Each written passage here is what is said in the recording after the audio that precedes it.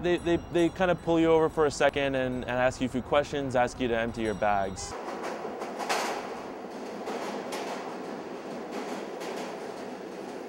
What does a terrorist looks like? Could be anybody. It's hard to say, of course. Most of them, well, I don't want to say it, don't get me wrong, but a lot of them, most of them rap type of people. Very good question. It's hard to know nowadays, isn't it? Anyone can be a terrorist. He looks like a terrifying terrorist. I guess a terrorist can be anybody who's wearing too much around here, too bulky around here. We probably all look at people of Indian descent, or if they dress Muslim, a little more cautiously, but I try not to because, give them the benefit of the doubt because they are not all terrorists. Profiling is kind of a necessary evil, I'll have to say, right? Because while it's bothersome to me to get pulled over and the implied racism that goes along with it,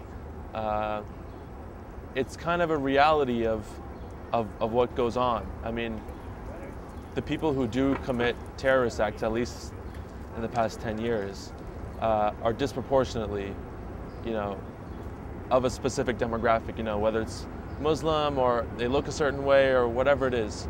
That's just the reality of it. And so being Indian or looking like I may be Muslim goes with the territory. And that's the reality I'm okay with accepting, for the safety of living in this country. I know that could be also what I'm taught to think, and that's part of the way that the authorities can push their agenda. But I think that there's some logic to it. Oh, that's a difficult question.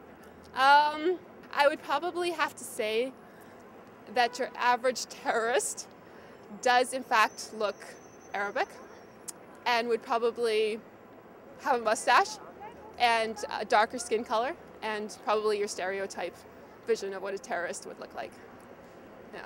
Well, I think that there are people who, if we want to, just for argument's sake, if we want to use profiling and racial profiling as a standard, there are people who look more like terrorists than I do.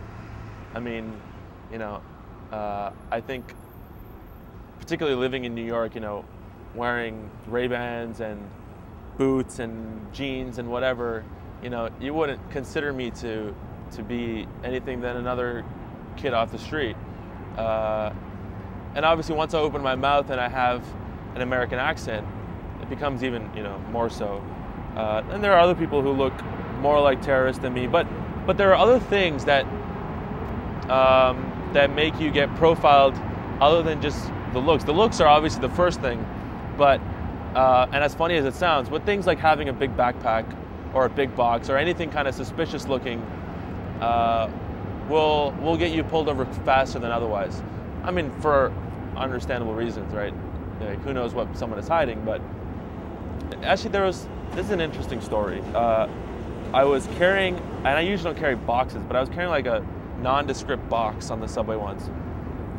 And there was this older white gentleman who was really looking at me questionably. Kind of made me uncomfortable, but these days I laugh at it. Maybe as a defense mechanism, but so he was laughing at me, kind of not laughing at me, but he was looking at me on the subway, and there was a pregnant lady who got on the train. There was no one that got up for her, so I got up for her and allowed her to sit down, and then she dropped something, and I picked it up for her, and all these little kind of instances of maybe consideration that he wouldn't have expected from someone that he had been suspicious of. I kind of saw like a little change in the way that he looked at me, which I thought was really interesting. That maybe made him realize, the cover of a book is sometimes like what's inside of the book, but not always, right? So. I'm not into prejudging people by their surface of their skin or their color or where they're from. That's just my opinion. I mean, if you suspect something, maybe go to the proper authorities and say you suspect something, but it would have to be, for me, something pretty blatant. I'd have to see a gun. I'd have to see something like that, you know. It's self-preservation, I guess. You figure who's most likely to do something, and you look for them. And because you want to preserve your own life. I mean, you want to be safe. You don't want to get hurt. In the world today, I would say with what's going on, that it would be more a person of Middle Eastern background, I would go as far as saying. Well, I think if I saw padded Muslims getting on the subways wearing coats in summer, I would be mighty concerned, because who knows what they have strapped to them. I have no issues with ethnic profiling whatsoever, and I think it's just unfortunate that he's born a color or a creed or a race that is the majority of terrorists in the world today. And also he's in America, and America is not India. America is not Iraq, America is not Turkey, America is not that. So when you see anybody that's outside of America, you're going to be picked on probably, just like we would if we're in India. And we would if we were in Iraq. Really. I mean, if I see someone, let's say in Islamic clothing or whatever, you know, I'll say this is a lifestyle, you know, as if you see like an Orthodox Jew, or you can see like an Amish person, or for example, you know, it's just you have to respect the religion. And that's how I see it. So I don't profile anyone. Anybody can be a terrorist. Look at Timothy McVeigh, you know, he was a white Christian person, and he killed so many people in Oklahoma. So, you know, that's how I see it.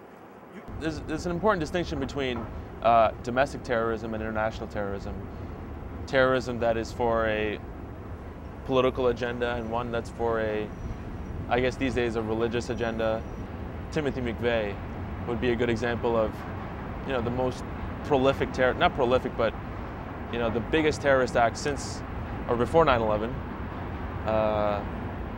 And no one, I don't think any American would say that he's not a terrorist. It's just not the same kind of terrorism that we associate the word terrorism with these days, simply because of who the face of terrorism is these days. Why do we think that it never happened to us? Yes. Because we're French. I think that it's normal. It's very important to do that and to be patient and to understand people working in this way.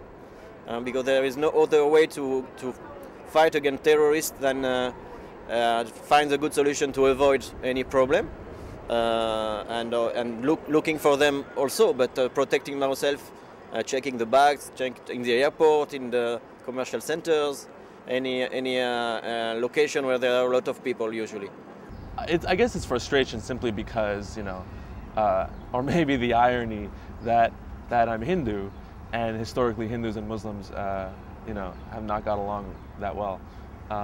So if they're profiling me because they may think I'm Muslim, that's a little funny. But to me, you can't really tell, because I remember, like, after 9/11, they would like put prejudice on people who looked like Muslim. Okay, he's a terrorist. No, you can't really tell, because there's people who can look normal and they can be the terrorists. So to me, it's like you just have to be careful and take care of yourself, but you don't really know. I've actually been asked if I was a Jew, which I think is really funny. But yeah, people have asked me if I'm Muslim.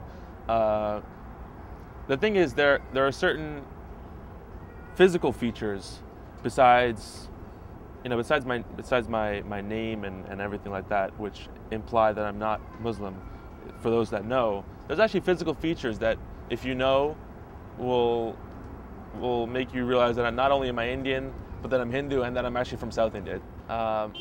When I see other you know, Middle Eastern people in the airport more than the subway, I mean, I can't say that that I don't feel kind of uncomfortable. It's not enough, you know, like illegitimate concern. At the same time, you would think that if you're going to go about committing a terrorist act, you'd be a little smarter these days, and maybe not have someone who's so blatantly obvious.